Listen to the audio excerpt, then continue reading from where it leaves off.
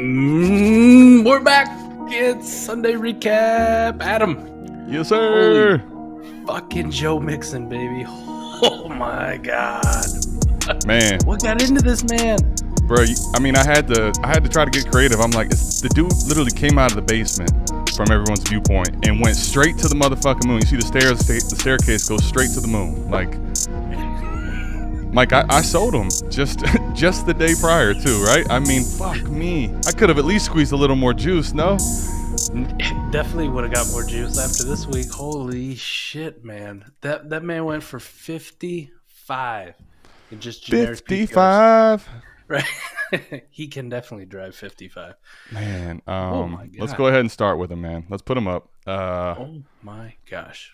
Mike, so early, right? He gets the early touchdown. You're like, all right, it's going to be a good day. They're playing the Panthers. And then, like, it just never stopped. 3 touchdowns in the first half. And then you're like, all right, it's going to stop. 5 touchdowns by the end of the game. They throw one to him late there. I mean, it's like I don't know that he has a higher ceiling than that ever. I don't know if we've ever seen a game like that from him ever. It was a Bengals touchdown record by a skill player. So we've seen games close to that. I think he's had a couple 40-pointers. You know, I don't think he's ever broken 50. And holy fuck, the Bucks actually are going to get another shot to win this fucking game. God damn. I got it on here in the corner. And you know what's funny though about that Mixon thing is, so like, I know he's had some big ones before, but like I play in a league where it's half PPR and it's just 0.2 points per carry, which is pretty mild.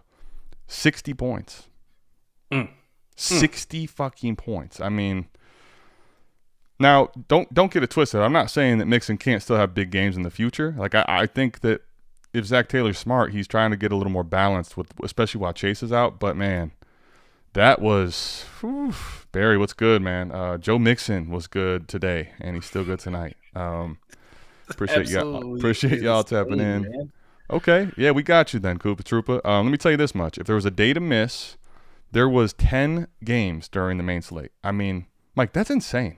Like that seems like a very small slate, even during a heavy bye week. The downside though is you missed a bunch of really good games. There was a few great games. Yeah, true. Down to the motherfucking wire, some massive performances. We'll tap into them here. I mean, wasn't much in the way of blowout. The Joe Mixon one we're kicking off just because of Joe Mixon being right. She's just going full God mode. But should we go? I mean, do we go Powerball again? Fuck, they did it. Holy shit. How? It's Tom Brady. The day he sets the 100,000 mark, you knew he wasn't taking an L. Fuck this. I got this. Dude, what? Here's what's crazy though, Mike. Brady and them couldn't do shit all game. To win this game is insanity. Brady threw for 60 passes almost today. Yeah, they couldn't run the ball for shit. They could not run the ball for shit. Oh man, that's incredible. Absolutely incredible. So sticking with this game though, we will get to the Tampa game for sure. I mean, listen, like the rest of the Bengals team just didn't really have to do a whole lot. Like I'm not saying there wasn't some good games. Burrow was pretty modest today. Obviously, when Mixon scores 4 on the ground, how great are you going to be? T was the receiver. T was the receiver that looked good, right? Ho hum from everybody else, right? Yeah. T, he probably got you 13 fantasy points. What do you get, like 80 yards ish, right? 7 catches, 60 yards. Nothing spectacular, but you're getting double-digit points. You're approaching that 12-plus region. Like you're a startable wide receiver most weeks. So and then Tyler Boyd, 5 for 44. Meh. Yeah, I mean, not what you were hoping for when you had him during the Jamar Chase exit, right? No. But do you need it? Do you need it when Joe Mixon's just like, I got this, man? Well, I don't need it. I was happy as hell to see Mixon do that, but I'm sure there were some fantasy teams that were like, man, Boyd didn't make my lineup. Fuck, like how did that happen? Yeah, I feel bad for you if you're playing against Joe Mixon this week. Yikes. What about DJ Moore? I mean, PJ Walker's god awful, dog shit. I mean, they went back to Baker. I mean, I did not actually think that would happen. They actually look better with Baker, right?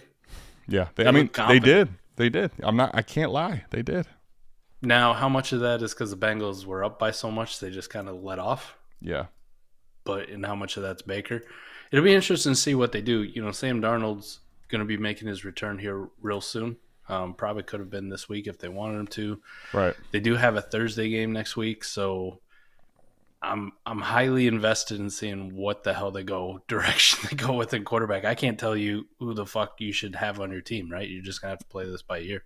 For sure. Whether Baker's actually gonna be worth a shit, and especially for like our best ball leagues, Adam, you know, where you're just like, if there's a quarterback who's starting, you want him on your roster. Yeah, right. Exactly. I mean, I don't know who the fuck is gonna be though. Oh man. I don't know, Mike. I mean, like, let me ask this. In lineup, are you like, I was more towards before today, I was more towards like, I'm just going to keep rolling DJ Moore out unless I really have a superior option. Is that still the case, do you think, right now? Man, the ebbs and flows of DJ Moore. That's the thing. It feels like I said this morning, I'm riding them out, right? Plus matchup, banged up secondary, it's Bengals spooky, gonna man. have to score. Fuck, like, what do we do? Didn't do fuck all. I think it's sad to say this, man, but you treat him more like you used to treat Tyler Lockett in the past. Yeah, that's a good call. You treat him as a wide receiver 3, and that's it. I hate to hear that. You can't rely on him. I hate to hear that. I really do. Not till he gets solid quarterback play, man. Okay. Well, I kind of agree. Now, speaking of explosions, dude, like, let me just say this. This fucking Justin Fields score, 61 yards. Man, I really hope you didn't write this man off for dead, because there was a lot of people that did. I was close to. I didn't write him off for dead, but I definitely dropped him down and where I valued him. Yo, Mike, I mean, you did the video. I'm going to let you kind of ride this one out. That's my guy, man. I mean, even though he went to Ohio State, I love the talent. Talent never went anywhere. We knew the situation was bad. Cody's in the building. What's good, Cody? Definitely has the ability, the talent to overcome this shitty situation. You saw even Chase Claypool. We kind of talked about it last week, just on the AMA about Claypool being there and just how it kind of changes the offense just a little bit. I was ready to write Cole Kmet off for dead, and apparently Chase Claypool is all Cole Kmet needed to be like, I'm back, bitches. Mike, back. Mike, let me just say this. Actually, let me just ride this, because I have that best ball team I told you about that had a bunch of injuries and just unfortunate shit. And this week I had, like, on top of that, all these buys. I was just like this. Like, I literally had like 12 spots and roster spots. They're not going to move. I'm like, I don't have a chance. I was playing ain't no team. Cole Kmet, 2 touchdowns. Kenneth Walker, big day. Joe Mixon, 60. Right? Like, I'm telling you right now, my last flex is Sky Moore, who basically isn't going to score points, and I still have a chance to win because, you know, Cole Kmet and some of these guys are looking a lot better. I mean, it's crazy the variance in fucking football, man. Like, any week, just almost anything's possible. Cole Kmet was doing nothing for weeks. He scored like 24 points in this league. Like, Justin Fields, man, that's the root cause, right? Man, he looks phenomenal. Even the passing numbers, right? If you were just to look at it, you go like, oh, I mean, 120 some yards, nothing great, but he was their whole offense, right? He just said, fuck it, I got this. The thing about him too is he doesn't look as fast as he is, but you have to remember this dude ran a 4.4. Dude, he's at the quarterback position, and he's 220, 230 pounds. He's like a little Josh Allen, except for faster. See, maybe he doesn't have the same type of arm strength, because not a lot of people have the Josh Allen arm strength, but he just makes plays, man, and he's really good at football.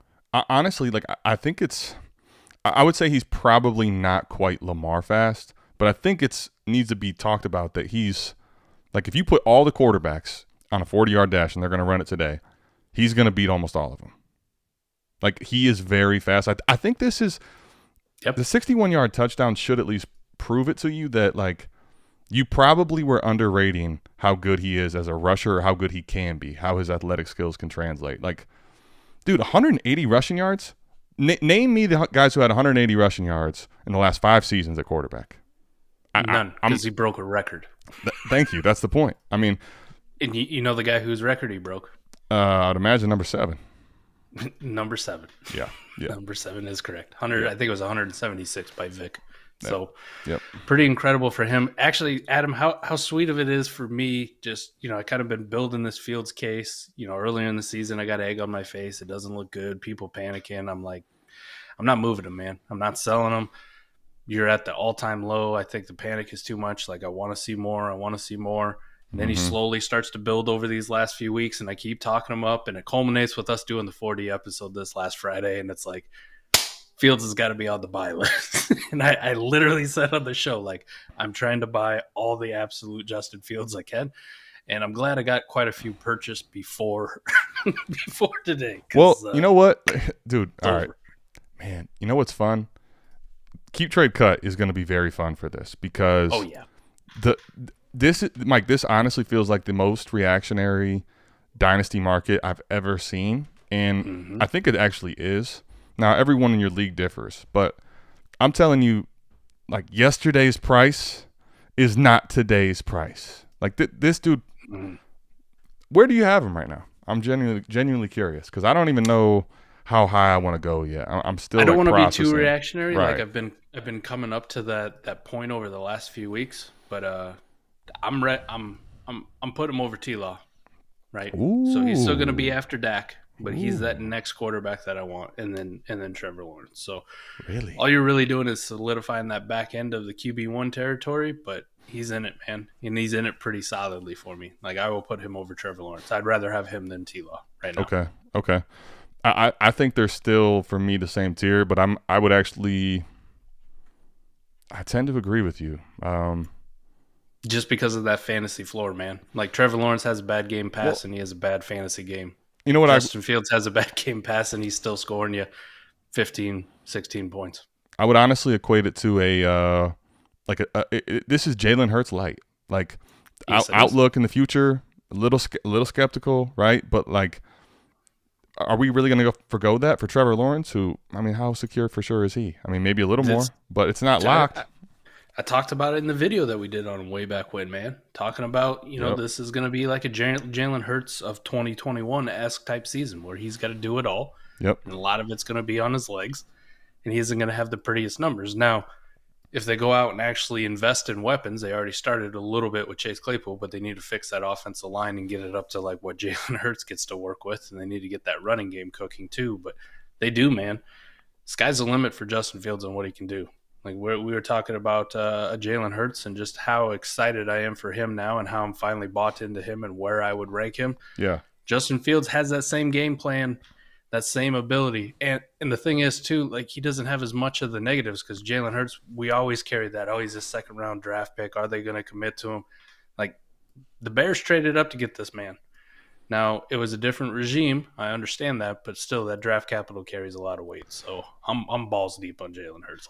Or on Justin Fields. Doesn't matter. They're the same guy. They both wear number 1. They're phenomenal. Shane Joe, Mike, tell me if you agree here. I think you need to take this out of your inbox and hit the accept button. You're going to give me the first? I'm taking it, man. Yep. Easy, Shane. Hit that button right now. Because here's the thing I think that's so beautiful about that, Shane, if you can do that, is I think that, like, Fields you're getting younger, but there's a less certainty with him than Dak. But you're also getting the pick. Like, and there's a chance on the contending side you're going to be better with Justin Fields the rest of the way. So I'm taking that deal, man. Absolutely, go get it. Hit it, man. How about the Bears, man? I got to prod my guy Zach a little bit, right? A little bit on the Monty Herbert thing. Another week, Monty. Another week, Monty's the guy. This is my thing with Khalil Herbert, and it has been the whole time. I don't care how much conjecture, how much bullshit goes out there. He looks better. They like him more. They want to move on from him. Yeah. The fact remains when David Montgomery's fucking healthy, he's getting the football, and Khalil Herbert is not. You know what I think it's very similar to, Mike? Without a contract, I think it's Zeke and Pollard. Like, I just do. There you go. Pollard, we've seen it. We want it, but it don't matter. The coaching staff is not going to do it. While Monty's playing for the rest of this season, it seems like they're not going to give him the workload. I thought today it might happen. Doesn't look like it's coming, man. Mike, and this is a guy like you don't buy in speculatively on this. Mm-hmm. This, like, until you know Monty's out the fucking door and it's Khalil Herbert's job, and they don't go out and bring somebody else in for competition for him, legitimate, you don't pay that price. Period. I missed a question here. It was what are we buying more for in Dynasty and what price for DJ Moore? Honestly, man, I'm not sending more than a first. Those days are over for me. I don't even think I want to send a first even anymore. Okay. Contender, best ball, you wouldn't send a late first? I think I could get another receiver that would actually produce a little bit better, to be honest. A little more consistent for that same price.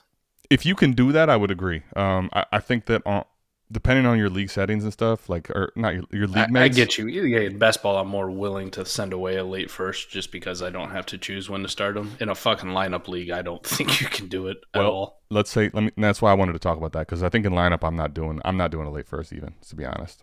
Just not necessary. So I'm out.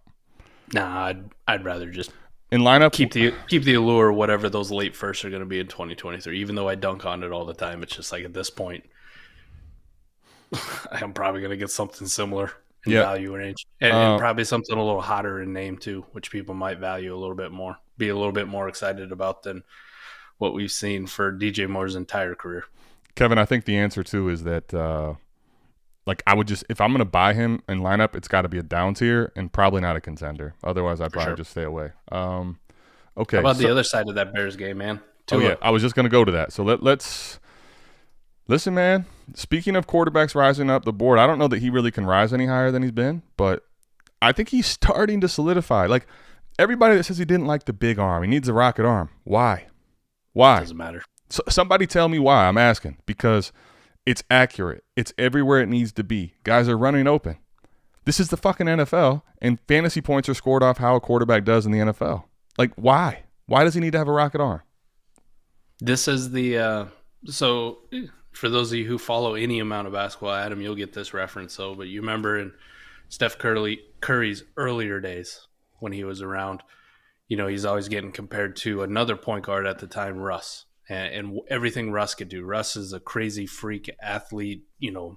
If he was a quarterback, he'd have the biggest arm. Like, he just looks good, right? Mm-hmm. Tua is more like that Curry, right? He's like, man, kind of got a little bit of a dad bod. He's small. He's slow. He's not a great athlete. You're not worried about him throwing down alley-oops. Doesn't matter, man. Highly accurate. Puts the ball where it needs to be. Gets the ball to his playmakers in space and lets them do the work. He's a perfect point guard. It's a basketball analogy in a football world right there. I love that one, man. I think that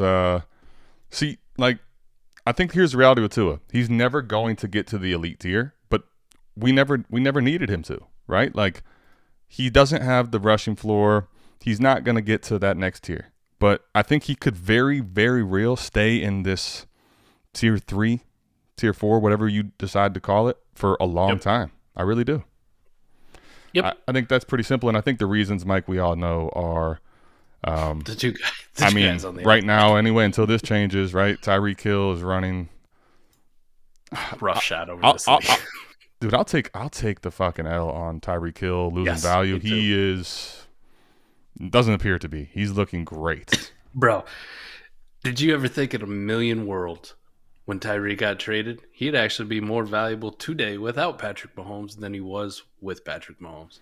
Because this is about the situation we're in. The way he's producing, granted, Father Time, the age is still going to keep coming, but what he actually means to your contending team, Tyreek Hill is better in Miami this year than he has ever been with Kansas City with Patrick Mahomes, which is wild. And it really is, and I think, Mike, from the contending side, right, this is part of the frustration or conundrum managers have, right, is how do you balance the scoring versus the age?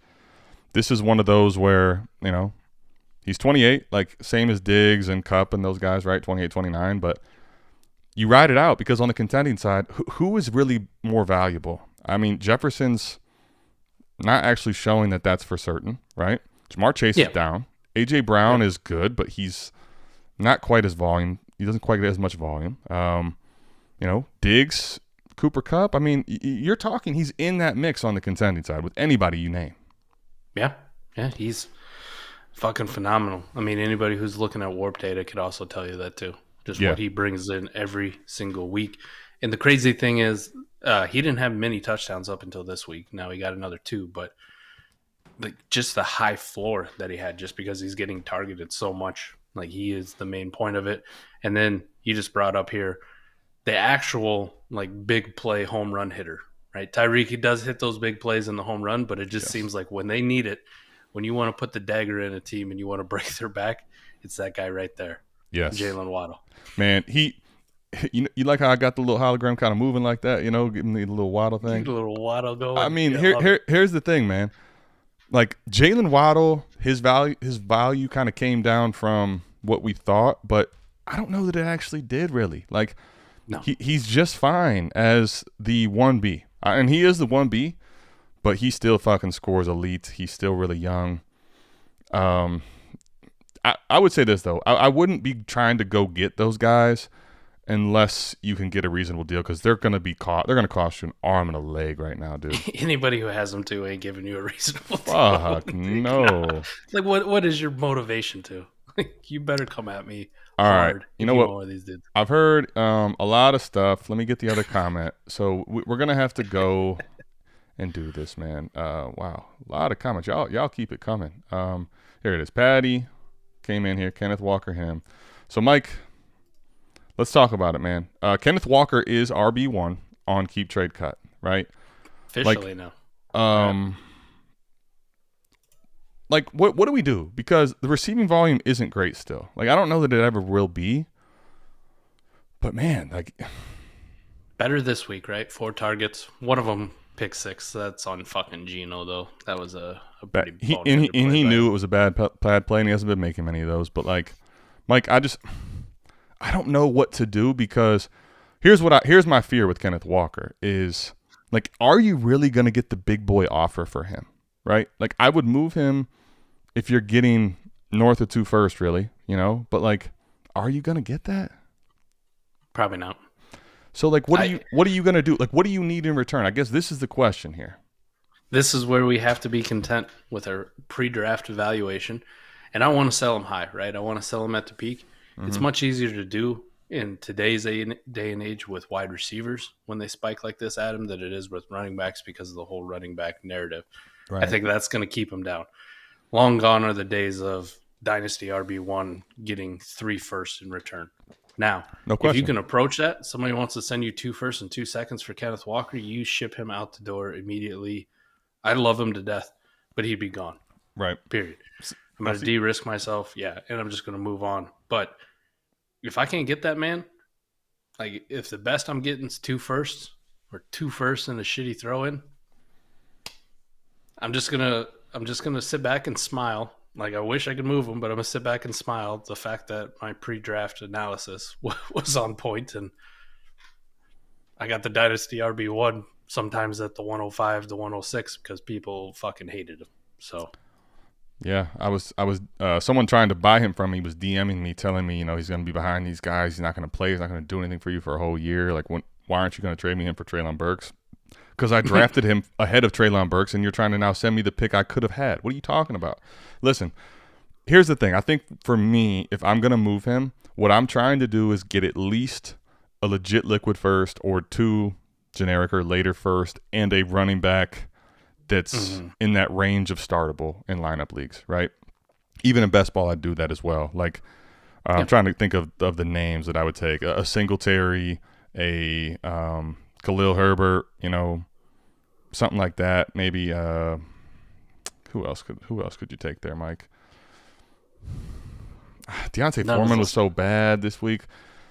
But I would need a filler running back like that as well, on top of the legit liquidity. Otherwise, I'm just gonna sit back. Just something I can plug and play. Yeah. Even then, though, it's kind of getting gross when you get down those territories. We were doing pretty well as a Dynasty fantasy community riding out the shittier running backs, the Benjamins and the Deontay Foremans, and then you kind of just saw this week a lot of that shit came crashing down.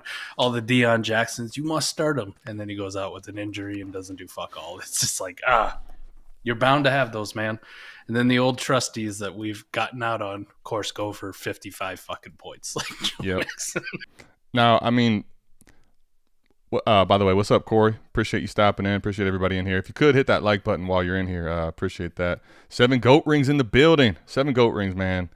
Comes in here abusing people, the same people, weekly on motherfucking Trade Show. Golly. Big Bad Scooby still making deals with him is wild to me. But, like, here's the thing. I think with Walker, there's nowhere to go up. Because the other thing is he's here because the running back market is depressed. And then on top of that, like, he's gotten nowhere to go but down. The thing is, though, on the contending side, this is crazy. He is looking like him. Let me say this too. Geno is still gonna be, I think, just fine for the rest of the season. I don't know that he's gonna be, a top 10, 15 wide receiver like he's giving you at points, but I think that he's gonna be someone you can put in your lineup in Superflex for the rest of the season. I really believe that. People are valuing like Kenneth Walker right around the same as Jalen Waddle. Now, 1-for-1, Adam, which would you rather have? Between Jalen Waddle and Kenneth Walker? Mm-hmm. Man, I think market should tell you Jalen Waddle, but I want Kenneth Walker. Okay. How about you? I know I want to do this whole like shift to wide receiver thing, but even when I look at it, as much praise as I just heaped on Jalen Waddle, it's like it's much easier for me to find a Jalen Waddle than it's going to be to find a Kenneth Walker to plug into my lineup.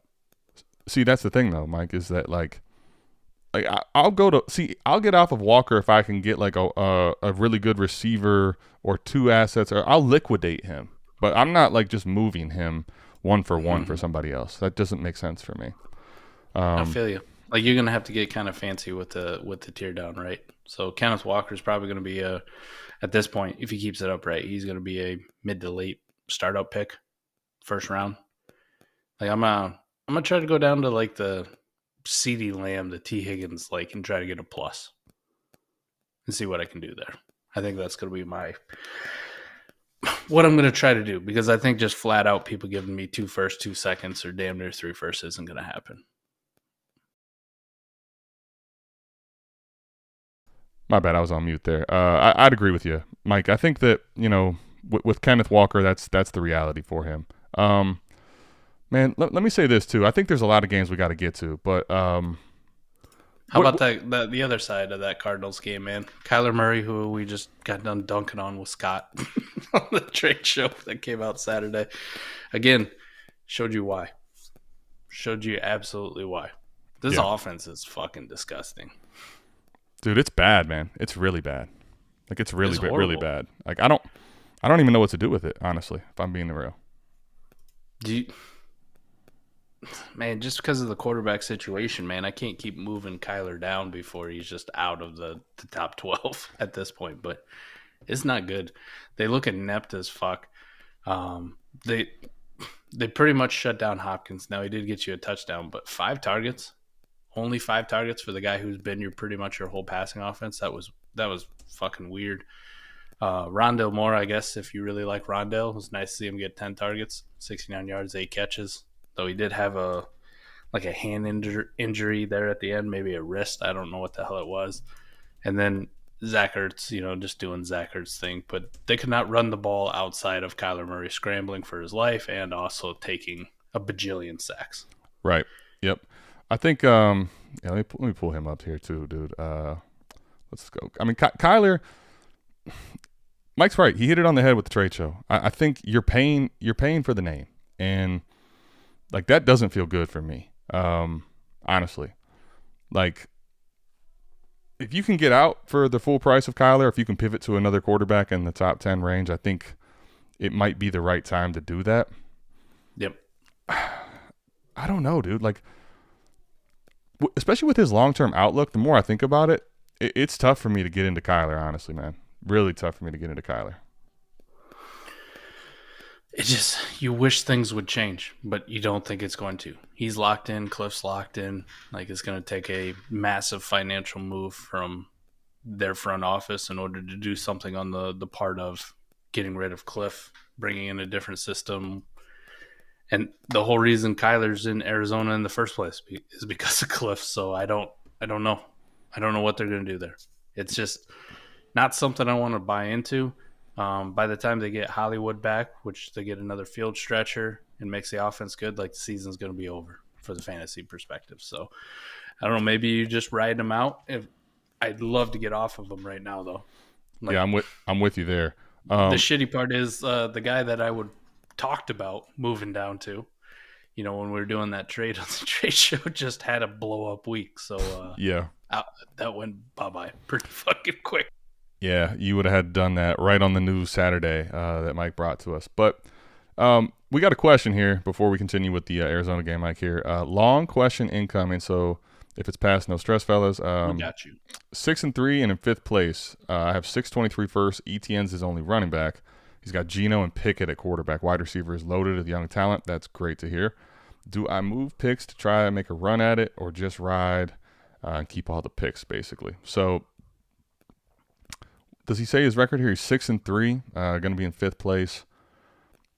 Here's the thing. In lineup, especially, I don't know how many starters you have here, Corey. If you want to drop that might help. But, like, basically, if it's not really, really long starters, like 12, 13, 14, you need quarterbacks probably better than this. Like, Geno's basically been the reason you're probably in this 6-3 range, but on top of the fact that you got those receivers.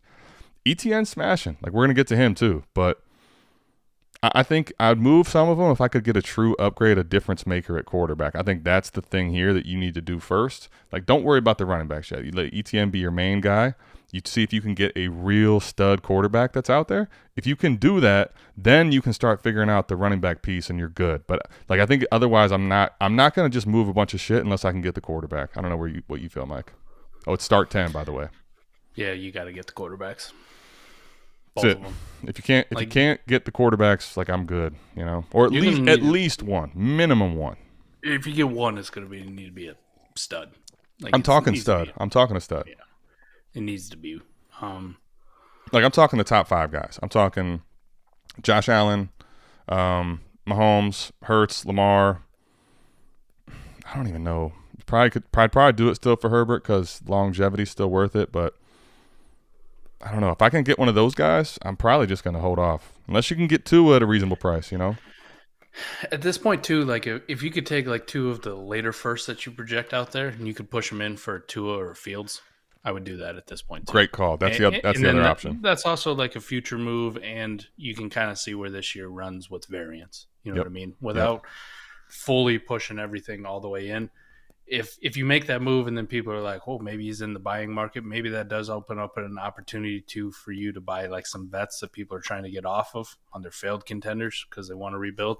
And then it just becomes a matter of price on what you want to buy, right? Yeah, 100%. I mean, I think that's the thing, especially start 10, like he just gave us. Start 10, like, you want to have the good receivers, like you said, right? You want to have that one stud running back at least, like ETN. But the reality is, if you don't have the horse quarterbacks, your weekly variance is too low, in my opinion. So that's the main thing for me there. Let's Nuke. I mean, what do you think? He is what he is, man. He's a possession receiver who needs a quarterback to get him the football, and he needs his quarterback not to be on the back. So that's the big problem. You can't get by on big giant plays down the field anymore. Like, these are short, these are timing routes, these are jump balls in the end zone. He's got a lot of relying on Kyler and Cliff to draw him up, period. So that's where he's at. He's on the big physical clasher mold, and it was paying off. It just, you see when they put pressure right up his face and he doesn't have any choice and they double Hopkins or they scheme to take him away, he's going to get taken out of games. Yep. Seven Goat Ring says, I know y'all covered at trade show. Would move Kyler for 223 first in a 2 QB league. I don't think I'd do it for 223 first in a 2 quarterback league, Mike. Not 2. No, I mean, here, the main thing we talked about is you got to get 3, right? And then I would get 2 in a different quarterback or something, but like I might even do Fields in a single first right now, Mike, honestly. But he already has Fields, so he's out on that one. Oh, got it. You have Burrow and Fields? I mean, Yep. Right now I'd be starting Burrow and Fields over him anyway. Like, so I guess maybe there. I'm still probably not doing it for 2 though. I'd want a little more than just 2 single first, just because of the value, especially in 2 quarterback. You give me 2 and give me a nice youth piece to build around. Yeah. Whether it's running back, wide receiver, like something. Shit, at that point, Adam, when we were talking about DJ Moore, that's when I'd buy in on DJ Moore. Like, you give me 2 firsts and DJ Moore, I'm willing to find out. I'm with you on that. All right, so we talked about Nuke there. Let's go to the Vikings and Commanders game here, Mike. Justin Jefferson got in the end zone. That's the first time since week 1. Is that right? Like, I was surprised to hear that. Damn, did not know that. He had a good game. I think he's still incredibly valuable, the wide receiver 1 in Dynasty. But on the contending side, I don't think he's probably giving you quite everything that we maybe thought he was. But he's still a stud. You don't want to trade him away. He's one of those guys. It's just, unless you're getting the crazy value back when tear downs, right? I'm not going to knock a guy that went over 25 fantasy points at the wide receiver. No. I'm not trying to knock him. I'm just saying overall, like, this was a good week for him. I think just by default, by running backs dying, though, like, he just gets pushed up, right? We're Absolutely. sorry we faded the piss out of you. You should have been a first-round Dynasty startup pick all along. Yep. Every gritty that he hits. We apologize. We got that one. We got the L in that one. How about fucking TJ Hawkinson in that game? I thought it was just coach speak. I thought it was bullshit. I thought they were just talking out their ass. He's going to be heavily involved. They did none of those things. They did heavily involve him. They were not talking out their ass. 9 targets, 70 yards. Yeah, man. So, I mean, Adam, keep me from getting too fucking excited about it. Like, this is, I figured we're just going to get Detroit Lions, TJ Hawkinson. He's going to be the biggest cock tease and the biggest, fake tight end 1. Should never really approach that elite territory. Adam, if he's going to get 9 fucking targets and catch all of them every single week, holy shit. Well, Mike, here's the crazy part. 9 targets. They just traded for the man midweek last week. He doesn't even know the playbook. Doesn't matter. I think I would say this. I had him as an arrow up going there, but I was hesitant to make it a big arrow up. Man, with the way tight end market is right now, I got him top 5. You got to put him there, right? I mean, obviously you're going to go Andrews, Kelsey, and then Pitts still ahead for me. Even though on the contending side, obviously it's not Pitts, 2 for 27 today. But, like, I don't know. And then the next tier is Kittle, Goddard, and Kelsey. However you want to put them, I'm fine with it. Now, I will say this. They did throw the ball a fuck ton because he couldn't run it for shit. So, R.I.P. Dalvin Cook on that one. I was just going to say, let's talk other Cook than too. that fucking touchdown that he caught, right? Like, that saved him. But they could not run the ball for shit. So Kirk did throw the ball all over the yard. I mean, even Adam Thielen, who we were writing off this morning on start sit, had 7 targets. So, I mean, they were chucking it around. So I don't know how much that plays into it, but great point by Koopa here. Possibly seems that like maybe just Irv wasn't that good. Yeah, well, for those of us in the know, I've never thought Irv Smith is good. This channel here, these 2 guys have never been Irv guys, but there's a lot of people out there that were. So I'm with you on that there, Koopa. Good call. So I guess that's it there. Let me say this. We're going to have to talk bad about both the running backs, but I will say as little volume as Swift got, he still outscored Gibby. I mean, I don't know, is it this offense, like with Heineke? I'm just having a hard time getting excited about anybody in this offense if I'm keeping it trail, man. Heineke's fucking horrible, but as a Eagles fan, I love hearing their fans chant for him like he's the next coming. Like, you continue that. Let me know how it goes. I still have Sam Howell must be god-awful at football. Must be horrible that he can't even get on the field. Because I have no idea why Taylor Heineke's playing. Is Ron just like, I'm not starting this fucking young kid? Like, I don't like him. Like, maybe I think honestly there's a chance they'll end up going to him at this trajectory. Like, I don't know. Heineke's god-awful. He really is. I think Curtis snuck in the end zone, right? Yep. That's about it, man. Terry did 5 for 56. Nothing great. No one cares. I'll be honest, man. That trade you got to me, like, in best ball, I still want McLaurin and Deontay, but like all year, it's feeling like those guys are going to do nothing but that. Yeah, it's rough, mad games, volume's going to be decent. They're going to have 50 yards, 60 yards, and then like what? Like, I don't know, man. Like Antonio Gibson got the usage. He was on the field quite a bit. He got some carries. I think when the actual stats come out as far as routes ran, he was actually out there running routes. It's just his quarterback's horrible. So it sucks for Terry. It sucks for him. I'm glad Curtis Samuel got into the end zone because I still do like Curtis Samuel. It's just it's like I don't know what you're going to do when you have a quarterback who 15 of 28 for 26 team yards because of the sacks. Not great, man. It isn't like the Vikings defense is some juggernaut either. Like they're not that good. He made them look good. Fucking Taylor Heineke, man. We did this shit last year, and then he had another couple games where it's like, well, maybe this year. We talked about it on the Start Sit show this morning too. Yeah, it's not for me, man. It's not for me. They're nice stories, man, but it's kind of like The Replacements. Like it's good for a movie, isn't actually good for fantasy teams or NFL wins. Yeah, I mean, I don't know. I feel like it's getting to be the point where like we know B-Rob's not the answer, right? Yeah. But like this offense, I don't think in the way they're utilizing him is going to allow Gibson. He'll probably have some games like in best ball. I'm still very interested, but like in lineup, it's tough with him. I think, to be honest. But at this point, man, about the only thing I want on Washington is just to get an Antonio Gibson, one of them black jerseys that they wore, because those are dope. I mean, to have Taylor Heineke and these guys trotted out in those fucking sweet uniforms was tragic, man. You know, let's go to Detroit here. Listen, here's the crazy part. Like today showed, I told you what I want to see today on the Start Sit and in the Patreon episode. I thought that maybe they would give him the ball more. And that, you know, he's just coming back. Here's the thing, Mike. Incredibly efficient with his touches today. I mean, this guy, honestly, I saw last week he was at like 8.3 yards per touch. And I think that could possibly go up after this week. And you know what? What does it matter if the touches don't come?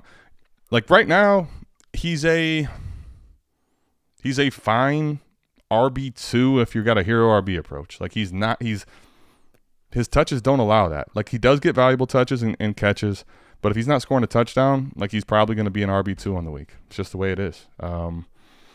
Until they change his usage or he's practicing full, like I don't know how that's going to change if this is the way it's going to be. I don't know what else to say. It sucks to fucking say, dude. It sucks, but I just got to keep it real. Dynasty Alex, if you're here, cover your ears, but it's the truth. I don't understand it either because he's healthy enough to be out there. He's healthy enough to have plays drawn up for him. And then they're like, well, we're still going to baby him along. Like, we're still going to use him. Like, what? If you're out there, you're ready to go, you're suited up, you laced him up, you're playing football, man. I don't get it. And it isn't like you're saving him for a playoff run. You ain't going to the fucking playoffs. Right. At this point, Dan Campbell is I like the guy, man. I do. Like, he was fun as hell to watch on Hard Knocks. I like his personality. Like, I think he's a good guy. The way he gets his team to play hard for him every single week, even though it's Detroit and they're historically bad. Like, I appreciate that. Right. But let's be honest, man. What did you put on the field for the last couple of years?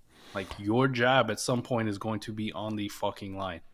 And when your job is on the line, you need to play your best players. This is also the exact same conversation we're having about a guy like Ron Rivera. Like, I like you as a person. I think you're a decent enough head coach. I wonder if it just goes over their head that their job's on the line. Yeah, I mean, maybe that's the thing. But here's the thing though, Alex. Like I agree. Like Swift average, he had 13.3 yards on his 3 receptions as an average, and then he averaged 5 yards a carry, but he got 5 touches. Like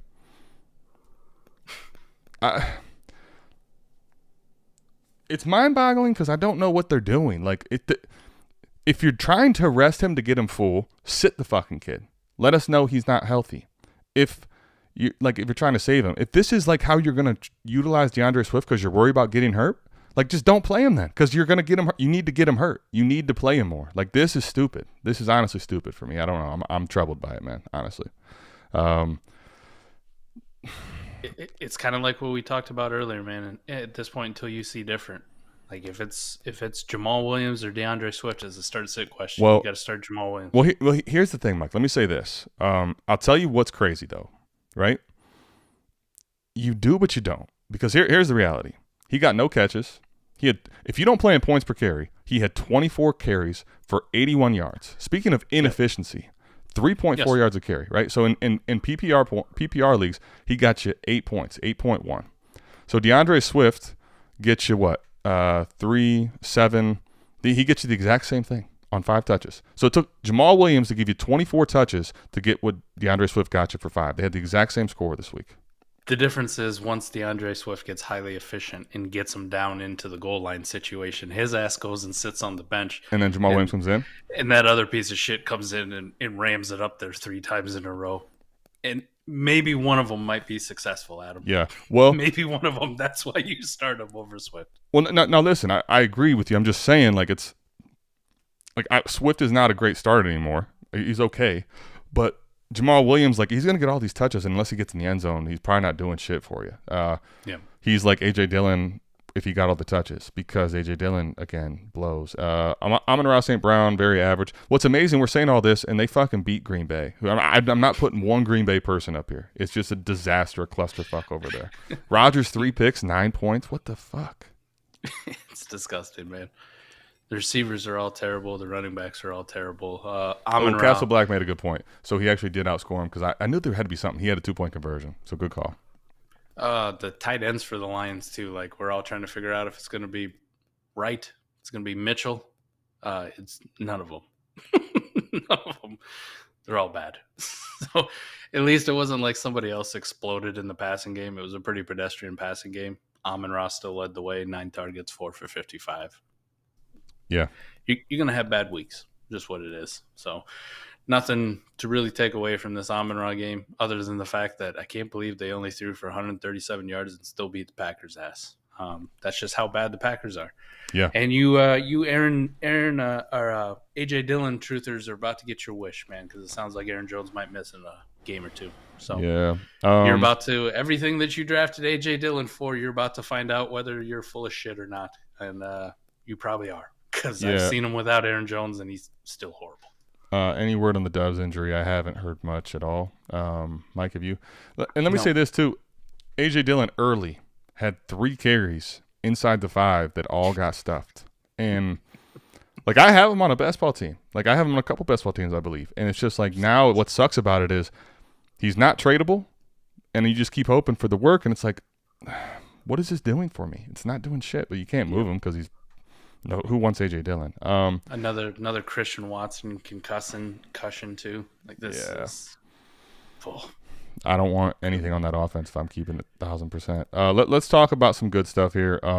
Travis Etienne, man. Let's talk about this because here's the reality, I think. Let me say this about the running back landscape. It's not good. We have a bunch of landmines, right? And there are basically all the guys I was really loving. Cam Akers, DeAndre Swift, Gibson, right? You hit plenty of them. J.K. Dobbins, some of the guys early to get hurt, right? Javonte, all that. But right now we're starting to see it form into a small guys that really do matter in your lineup. Etienne's one of them, right? Etienne's one of them. Walker, until further notice, shows like he absolutely is one of them. Etienne looks great, man. It's funny how the season started because they were so heavy J-Rob early, and you're like, dude, what's going on? This does not look good. New coaching staff, not using them right. You're scared, and then 1 week before the deadline, it's all Etienne. James Robinson doesn't play, and here we are. Where are you at, though? Him versus Kenneth Walker. You still putting Etienne ahead of Walker? Still putting Etienne above him. Oh, wow. Okay. I was more impressed with Kenneth Walker this week in the passing work. Yeah, I was going to say that was something. I gotta see consistently, man. I gotta see a couple of weeks. At least I know with Travis Etienne.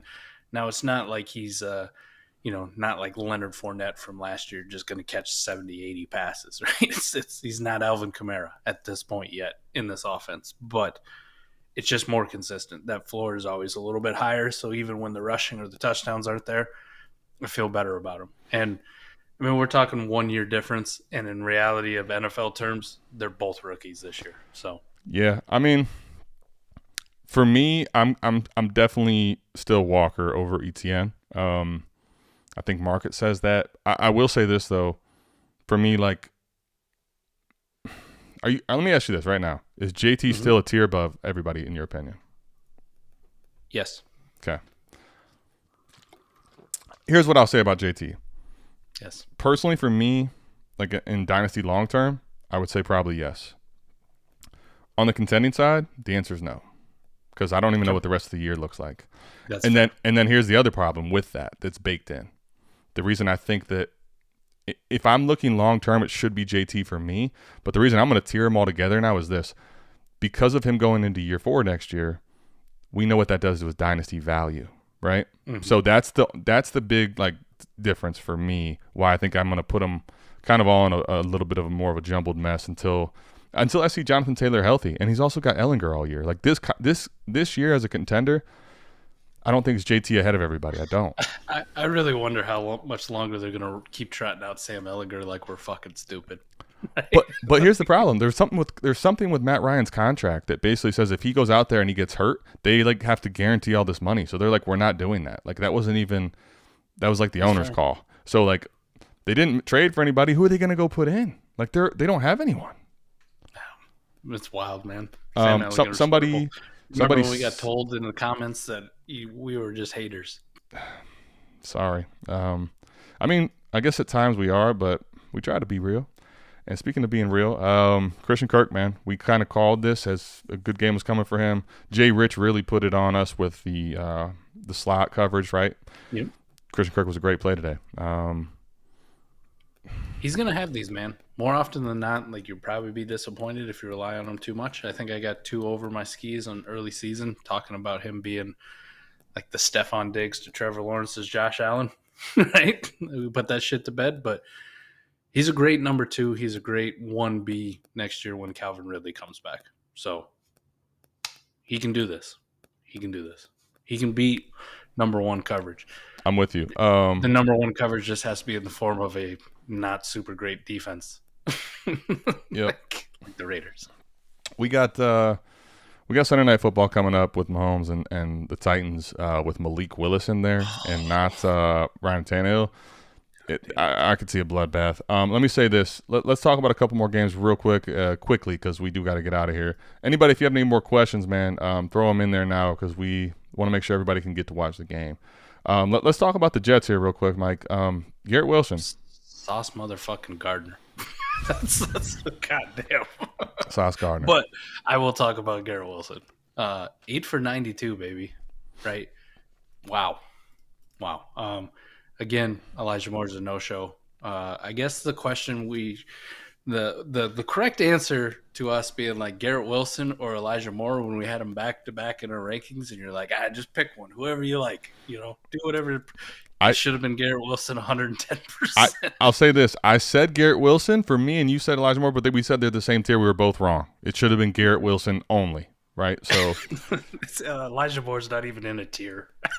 Elijah Moore is in a single tier, a tier shutting down his face because fucking crying Jordan emojis coming his way. Oh, no. Garrett Wilson, man. Wide receivers in this rookie class, Mike.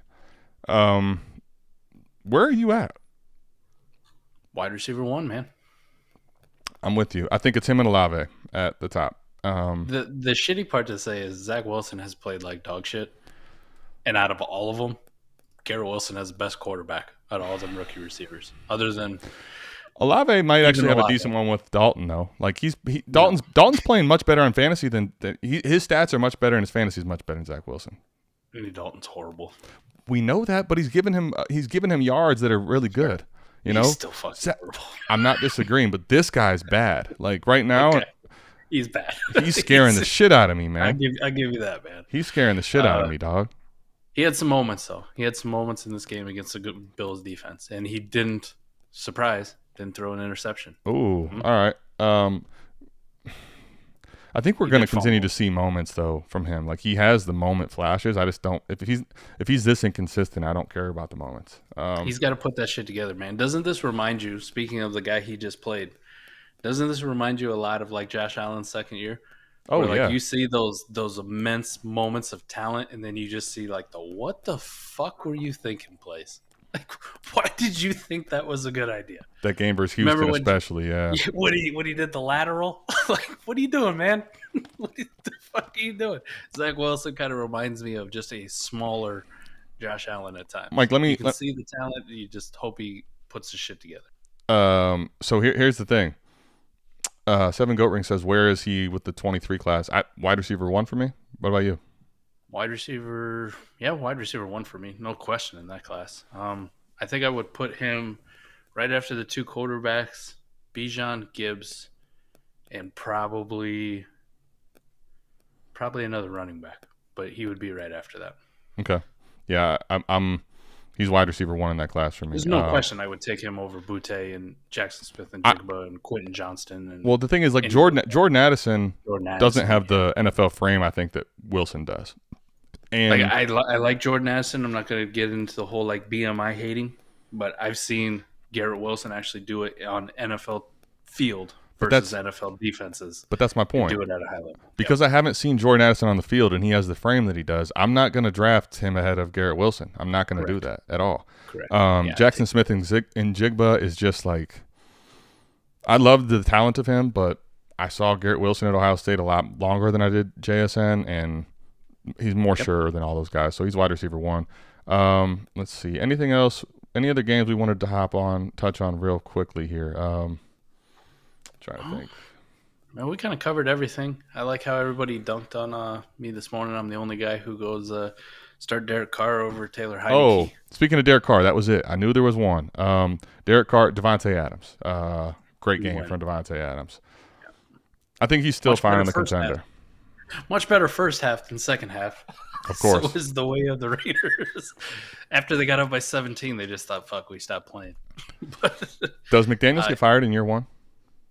God damn, man. At this rate, he might. You keep blowing these fucking leads and keep looking like this.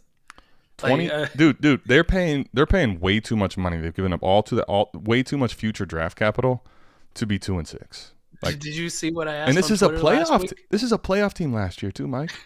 Did you see what I asked on Twitter last week? I mean, I see everything you ask on Twitter, but I'm trying to remember what specifically you're talking about. Well, I asked after Josh McDaniels gets fired and then inevitably goes back to the Patriots to be their offense coordinator. Do you think in 4 or 5 years he gets a third chance at being? Oh yeah, maybe. I hope to God not. But it's not good, man. Like, what about Jacobs? Just do what you did too? in the first half. Just do what you did in the first half. It's not that hard. Jacobs, ho hum, right? I mean, this is why people hate Josh Jacobs. They hate him because of last week, and then you think he's going to bounce back this week, and it's just kind of like, meh. You're just kind of average. You know what I mean? You don't do anything great. He's not horrible, but like dude's getting outscored by Raheem Blackshear for fuck's sake, Tyler Algier, right? Kenneth Gainwell, who I actually had the balls to start with Miles Sanders just because it's by Mageddon, and I'm like, my running backs are so bad, I'm gonna start Miles Sanders and Kenneth Gainwell. Fuck it. So thank God he got in the end zone, but absolutely horrible. I mean, it's just what it is, man. It's gross, man. Like, I don't know. Jacobs is bad this week. I think he's still going to be okay, though. Like, I'd roll him out there. I'd continue to roll him out there. Best ball, I'm still very interested, but the variance is here. Yeah. You could do a hell of a lot worse, man. I mean, I don't know. I think we kind of touched on everything today. Joe Mixon and Justin Fields today. Holy Santa Claus shit. The only one I will honestly tell you to go buy is Justin Fields. Like, you can get him for less than 2 firsts. Like, I'm talking a first and 2 seconds, a first and a nice player throw in, whatever. Right. Our guy, a first and Kenny Pickett. I would gladly send my Kenny Pickett in the first to go get Justin Fields. Oh, for sure. I want all the Justin Fields. I think what you said, Mike, hit it on the head too. Appreciate it, Cody. Love you too. Shane, appreciate you guys. I think what Mike said hit it on the head though, because Justin Fields is the guy you should buy. What you should not do is try to chase this Joe Mixon thing after the fucking big game. Do not do that to yourself. This is the worst time to buy Joe Mixon. God, some people might tell you this is the worst time to buy Justin Fields, but I think Mike and I are saying we are in for the rest of the year and we're still in on the talent long term. It's probably worth the price still. So I guess that's kind of where we're at. We appreciate it, Dynasty Alex. Good shit. Sorry about Swift, man, but listen, I told you week 2 when you're telling me, is he Dynasty RB1 and all this? Like, no, I got to see it because of the health. This is where we're at. Still love you, though, Dynasty Alex. We love everybody coming in. Appreciate it. We'll be back next week. Peace. Peace.